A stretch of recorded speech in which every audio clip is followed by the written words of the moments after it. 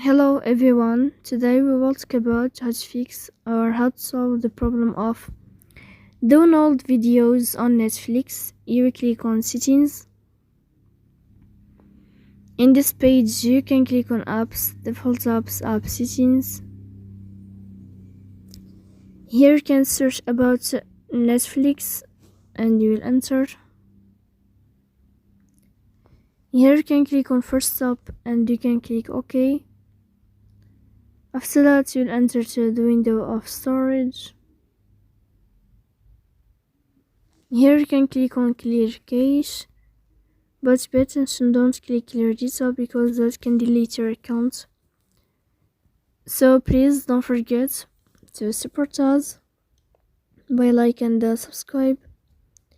See you next time in another video, and thank you for your attention.